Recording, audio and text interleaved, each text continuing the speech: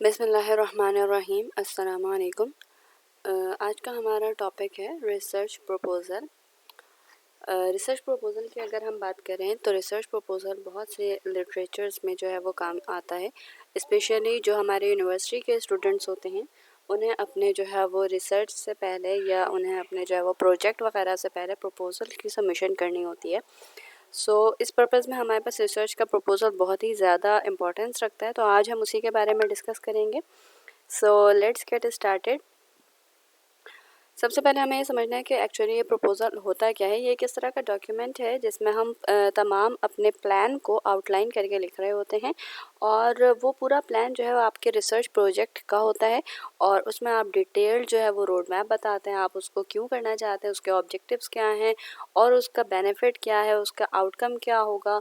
ठीक है, ये सारी चीज़ें आप उसमें जो है वो काफ़ी समराइज वे में जो है वो डिस्क्राइब कर रहे होते हैं।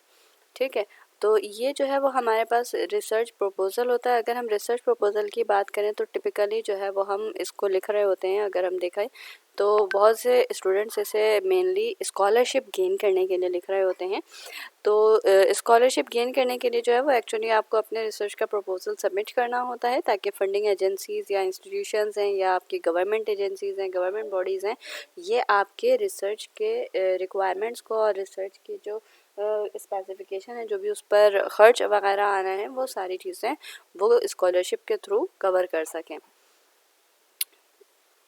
अब हम देखते हैं, सबसे पहले आपने रिसर्च एरिया किस तरह से फाउंड आउट करना है। किसी भी आप डोमेन में हो, चाहे आप इंजीनियरिंग में हो, चाहे आप मेडिकल साइंसेस में हो, या फिर आप कॉमर्स वगैरह की तरफ हो, आपको सबसे पहले अपना एक रिसर्च का एरिया फाइंड आउट करना होता है। अगर हम एरिया की बात करें तो उसमें जो बेहतरीन सजेस्टेड वे है वो यही है कि पहले आप अपना इंटरेस्ट देखें कि आपका इंटरेस्ट एक्चुअली किस चीज़ में है। जिस चीज़ में आपका इंटरेस्ट हो उस चीज़ को फिर आप आइडेंटिफाई करें, उसके रिगार्डिंग जो है वो लिटरेचर रिव्यू फाइंड आउट करें। ठीक है, और फिर जो है वो आप अपने एडवाइज़र, जो भी आपके टीचर हैं, जो जिनका जो है या आप जिसके अंडर में आप अपना ये रिसर्च कर रहे हैं, जिसको आपने ये चीज़ें जो है वो सबमिट करनी है, उसको जो है वो एडवाइज़र के तौर पर रखें और उनसे जो है वो गाइडलाइन लेते रहें। ठीक है, फिर जो है वो आपने इसमें जो है वो जो करंट एमर्जिंग ट्रेंड्स हैं उसको भी आपने फॉलो करना है कि करंटली जो है वो इस डोमेन में जो भी आपका एरिया है रिसर्च का, उस एरिया में क्या काम चल रहा है और अब जो है वो किस चीज़ की रिक्वायरमेंट है, किस चीज़ की अब ज़रूरत है। तो उस चीज़ के लिहाज से अगर आप अपने रिसर्च एरिया को मॉडिफाई करें तो ज़्यादा ये अट्रैक्टिव बन जाता है। ठीक है, फिर अब हम जब भी रिसर्च एरिया सोचते हैं तो रिसर्च एरिया सिर्फ एक हवाई जो है वो किला नहीं होता, उसको हमें प्रैक्टिकली भी इम्प्लीमेंट करना होता है। तो जब हम अपना एक एरिया ऑफ इंटरेस्ट देख लेते हैं तो उसके बाद फिर हम उसकी प्रैक्टिकल एप्लीकेशन की तरफ सोचते हैं कि इसकी प्रैक्टिकल एप्लीकेशन क्या क्या हो सकती है, इससे क्या क्या बेनिफिट मिल सकता है। और इसी के रिगार्डिंग जो है, जब आप प्रैक्टिकल इम्प्लीकेशन की बात करते हैं तो आपके माइंड में डेफिनेटली रिसर्च क्वेश्चंस या आपके रिसर्च का ऑब्जेक्टिव जो है वो बन रहा होता है। तो आपने क्या करना है, अपने रिसर्च क्वेश्चन को या तो क्वेश्चन वाइज आप लिखें या तो फिर आप ऑब्जेक्टिव के तौर पर जो है वो कंसिडर करें। ठीक है, फिर हम अगर बात करें जनाब इसके जो डिफरेंट अप्रोचेस हैं, जो भी हमारे पास लिखने का क्राइटेरिया है, जो भी हमारे पास रिसर्च का डिसिप्लिन है, उसके लिहाज से फिर हम कंसिडर करते हैं। और लास्टली जो भी आपने किया है थ्रू स्टार्ट टिल एंड, आप उसमें सारी चीज़ों को इकट्ठे जो है वो कवर कर रहे होते हैं। So that's how we find out our research area. तो जब हमारे पास रिसर्च एरिया फाइंड आउट हो जाता है तो फिर हम उसके बाद कवर करते हैं अपने राइटअप को। राइटअप के हमारे पास रिसर्च में दो सेक्शंस होते हैं। The first one is proposal, the second one is your research. Research को भी अगर हम डीपली जाएं प्रपोजल के बाद, तो रिसर्च के मेनली अगर हम जनरल बात करें, डिफरेंट यूनिवर्सिटीज़ के डिफरेंट होते हैं। कुछ यूनिवर्सिटीज़ के 2 स्टेप्स होते हैं, कुछ के जो है वो 3 स्टेप्स होते हैं। ठीक है, लेकिन जो है वो ज़्यादातर में अगर हम देखें तो ज़्यादातर में रिसर्च के 3 एरियाज़ होते हैं। The first one is proposal defence, the second one is mid presentation and the third is your final research presentation.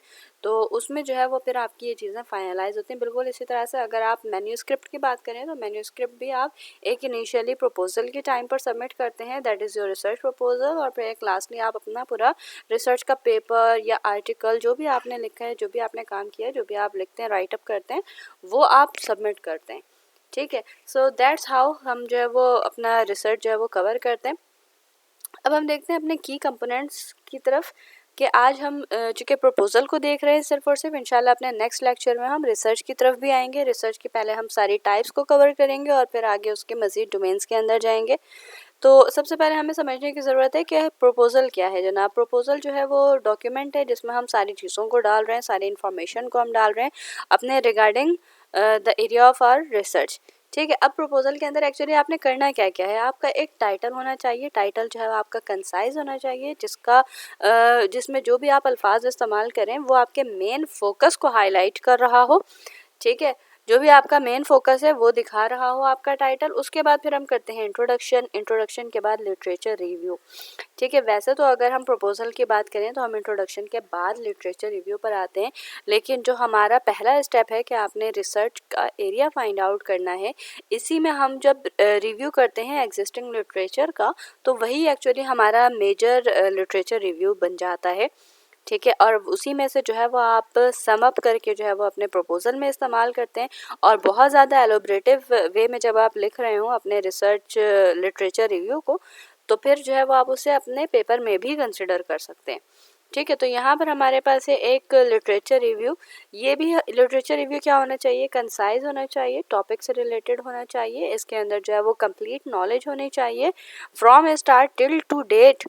आपकी जो है वो इंफॉर्मेशन रिगार्डिंग योर टॉपिक इसके अंदर कवर होनी चाहिए। ठीक है, फिर लिटरेचर रिव्यू के लास्ट में जब हम समरी कर रहे होते हैं लिटरेचर रिव्यू की, तो उसमें हम लाजमी जो है वो आइडेंटिफाई करते हैं गैप्स, और उन गैप्स को आइडेंटिफाई करने के बाद हम बताते हैं कि जनाब इन गैप्स को फुलफिल करने के लिए we are going to do our research. फिर उसी के हिसाब से हम अपना ऑब्जेक्टिव या रिसर्च क्वेश्चन मैप करते हैं, और फिर जो है वो हमारी एक अदद मेथोडोलॉजी आती है। फिर हम उसमें सिग्निफिकेंस कंट्रीब्यूशन वगैरह भी देखते हैं कि हमारा जो रिसर्च पेपर है वो एक्चुअली क्या जो है वो इस डोमेन में कंट्रीब्यूट कर रहा है।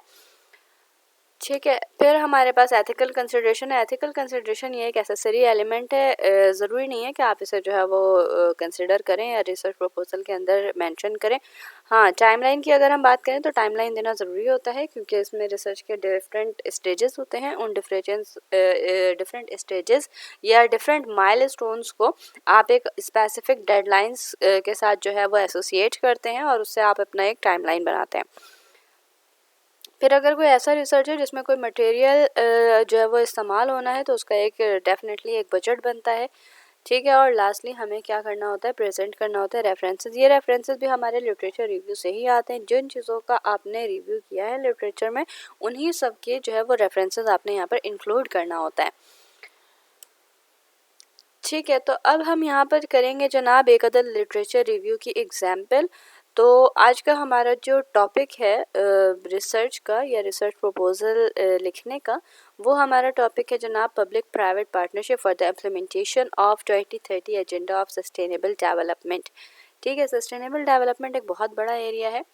जो लोग मार्केटिंग से या जो बिज़नेस एडमिनिस्ट्रेशन से एसोसिएटेड लोग हैं वो डेफिनेटली इस चीज़ को बहुत ज़्यादा अच्छे से और डिटेल में जानते होंगे। लेकिन चूँकि हम एक रिसर्च एनालिस्ट के तौर पर सोच रहे हैं, तो we are going to search the topic and we are going to present a research proposal in this domain. So let's get started here. Okay guys, तो सबसे पहले जो है वो हमारे पास सर्च का जो है वो एरिया आता है। तो अगर हम सर्च के एरिया की बात करें तो रिसर्च के लिए जब भी आप किसी चीज़ को सर्च आउट करने जाते हैं या फाइंड आउट करने जाते हैं, तो आप उसके छोटे छोटे सबसेक्शंस बनाते हैं और फिर उसे जो है वो सर्च करते हैं। तो यहाँ पर मैंने जो है वो कुछ जो है वो सबसेक्शंस बनाए हैं, जिसमें आप देख सकते हैं कि मैं इन 3 डोमेन्स में रहते हुए जो है वो सारी चीज़ों को कवर करूँगी।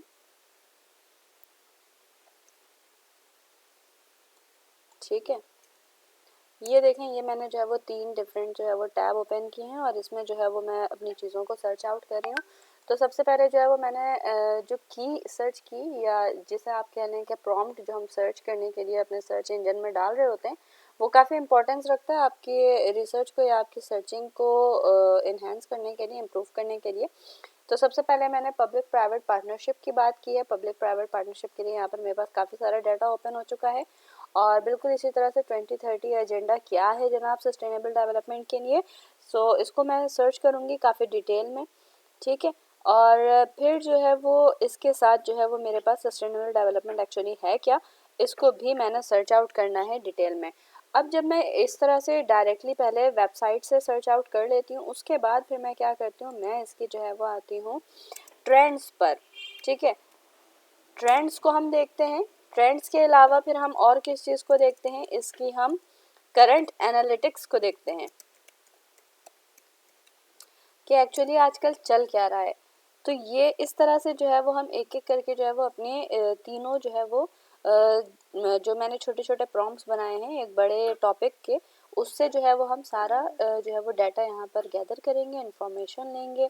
अच्छा, रेफरेंसिंग की अगर हम बात करें तो रेफरेंसिंग के लिए हम गूगल स्कॉलर को इस्तेमाल करते हैं। That is the standard for using references या for taking references. Google Scholar की अगर हम बात करें तो स्कॉलर में जिस भी तरह से हम लेट सपोज कि मुझे जो है वो ये सस्टेनेबल डेवलपमेंट के ऊपर सर्च आउट करना है कि जनाब करंट जो है वो मेरा सस्टेनेबल डेवलपमेंट में क्या चीज़ें चल रही हैं। तो ये देखें, ये काफ़ी पुराने रेफरेंस आए, दैट इज़ 2015। बट हम रिसर्च की अगर बात करते हैं तो हमें प्रीवियस 5 ईयर की चीज़ों को लेना होता है।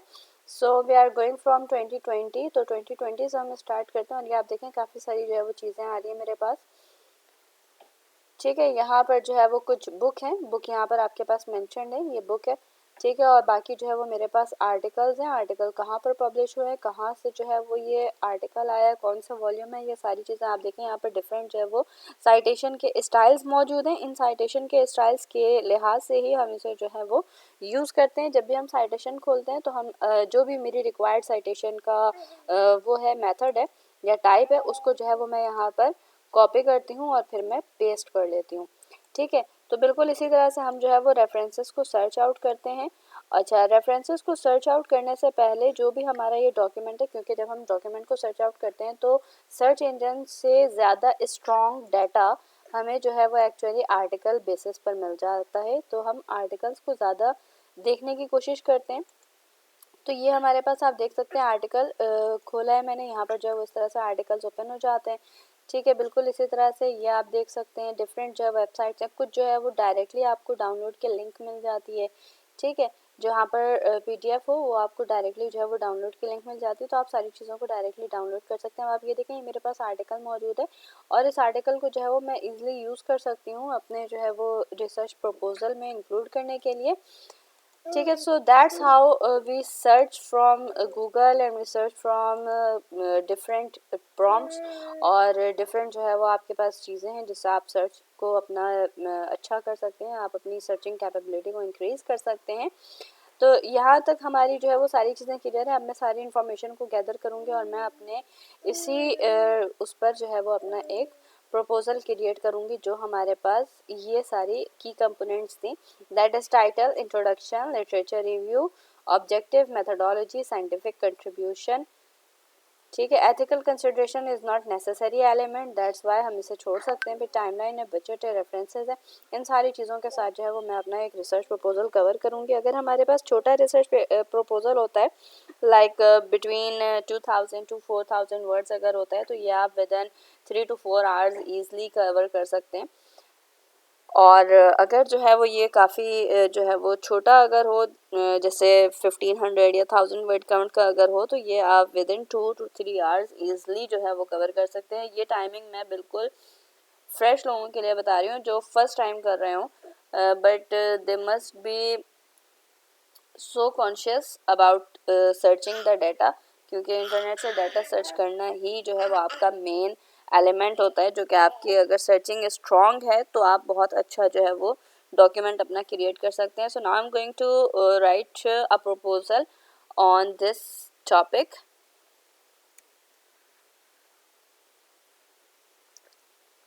तो ये आप देख सकते हैं कि ये जो है वो मैंने अपना एक आउटलाइन बनाया है यहाँ पर। इस आउटलाइन में मेरे पास इंट्रोडक्शन है, बैकग्राउंड है, मेथडोलॉजी है, कंक्लूजन है, थीसिस आउटलाइन है और रेफरेंसेस जो मैंने यहाँ पर कवर करने हैं, ठीक है। अच्छा, इसके अलावा जो मेरे कुछ सब हेडिंग्स हैं, यानी जो हमारी सेकंड हेडिंग होती है, ये भी यहाँ पर जो है वो मैंने कुछ कवर किया है, that is aim and objective research question. ये जो है वो मेरे बैकग्राउंड के साथ एसोसिएटेड है। लिटरेचर रिव्यू में भी मज़ीद 2 जो है वो सेकंड हेडिंग मौजूद है। मेथोडोलॉजी में मेरे पास 4 जो है वो सेकंड हेडिंग्स मौजूद है और conclusion. So now I am going to write my proposal on this topic. So let's get started. तो अब आप लोग यहाँ पर देख सकते हैं कि ये एक इंट्रोडक्शन का सेक्शन है जिसमें काफ़ी सारी चीज़ों को मैंने कवर किया। इंट्रोडक्शन के साथ ही मैंने कीवर्ड्स को भी एसोसिएट किया हुआ है। फिर बैकग्राउंड है, बैकग्राउंड में भी कुछ चीज़ों को मैंने डिस्क्राइब किया है और फिर ये स्टडी क्या करने वाली है ये भी मैंने यहाँ पर ही डिफाइन किया है। रिसर्च क्वेश्चन में सिर्फ और सिर्फ हमने क्वेश्चंस को इंक्लूड करना है। लिटरेचर रिव्यू में हम डिफरेंट चीज़ों को देखेंगे, फ्यूचर के आने वाली चीज़ों के साथ साथ हम करंट चीज़ों को भी देखेंगे। इसमें 2 हमारे पास अलग अलग डोमेन्स थे जो कि मैंने बनाए थे और ये हमारा मेथोडोलॉजी स्टार्ट हो रहा है। Methodology is the main element in research proposal. इसमें आपको बहुत क्लियरली डिफाइन करना होता है कि आपकी जो है वो मेथोडोलॉजी रिसर्च की एक्चुअली है कौन सी। आप सिस्टमैटिक रिसर्च कर रहे हैं या आप जो है वो डायरेक्ट जो है वो अप्रोच कर रहे हैं, ठीक है, या आप क्वेश्चन आयर वाले लिहाज से जो है वो रिसर्च कर रहे हैं। आपकी प्राइमरी रिसर्च है या आपकी सेकेंडरी रिसर्च है, ये सारी चीज़ें जो है वो आप इसमें कवर कर रहे होते हैं। रिसर्च मेथड में डीपली आपको ये चीज़ें डिस्क्राइब करनी होती हैं। फिर अगर हम इसके आगे देखें तो रिसर्च मेथड के बाद हमारे पास आता है रिसर्च का डिज़ाइन, कि आपका रिसर्च का एक्चुअली डिज़ाइन कैसा है। उसके बाद हमारे पास आता है इंक्लूजन और एक्सक्लूजन क्राइटेरिया, क्योंकि हम बहुत सारे जो है वो रिसर्च सर्च कर रहे होते हैं, आर्टिकल्स वगैरह को कंसिडर करते हैं, तो उसमें आप किसको कंसिडर कर रहे हैं किसको नहीं कर रहे, उसकी जो है वो आपको रीजनिंग यहाँ पर जो है वो प्रेजेंट करनी होती है। रिसर्च के कुछ लिमिटेशंस भी होती हैं, लिमिटेशंस रिसर्च के दौरान ही आती हैं, तो ज़्यादातर जो है वो हम लिमिटेशन को यहाँ पर मेंशन नहीं करते। ये रिसर्च प्रोसेस के दरमियान जो भी हर्डल्स आते हैं हम उसे जो है वो यहाँ पर साइट लिखते हैं प्रॉपर वे में। और लास्टली जो है वो मैंने अपना एक कंक्लूजन दिया है। थीसिस आउटलाइन को हम वैसे तो टाइम बाउंड करते हैं, लेकिन चूंकि मैंने ये जनरल एक प्रपोजल जनरेट करके दिखाया है आप लोगों को, तो इसमें यहाँ पर जो है वो आपके पास चैप्टर है। चैप्टर के जो है वो कुछ मैंने स्ट्रक्चर या चैप्टर के आप ये कह लें कि हेडिंग्स जो है वो यहाँ पर मेंशन करने की कोशिश की, लेकिन ये भी 100% एक्यूरेट नहीं होता, क्योंकि आपका फाइनल जो पेपर होगा या फाइनल जो आर्टिकल होगा वो डिफरेंट हो सकता है। उसमें बहुत सारी चीज़ें आप at the time of research add कर सकते हैं। So this is just an overview कि what you are going to do.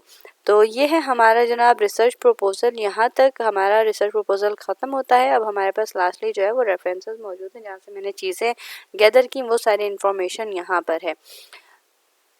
I hope कि आप लोगों को आज का लेक्चर समझ आया होगा और आपने इसको ज़रूर पसंद किया होगा। अगर आपको मज़ीद ऐसी वीडियोस देखनी है तो मेरे चैनल पर रहें, सब्सक्राइब करें और इस तरह की मज़ीद वीडियोस इंशाल्लाह फ्यूचर में आती रहेंगी। जिन लोगों को जो है वो रिसर्च प्रपोजल या इस तरह की रिगार्डिंग चीज़ों की ज़रूरत है उन्हें ज़रूर रेकमेंड करें। कोई और अगर आप लोगों के पास सजेशन हो तो आप लोग मुझे भी सजेस्ट कर सकते हैं कमेंट्स में। So do like, comment and share and subscribe. Till our next lecture, अल्लाह हाफिज़।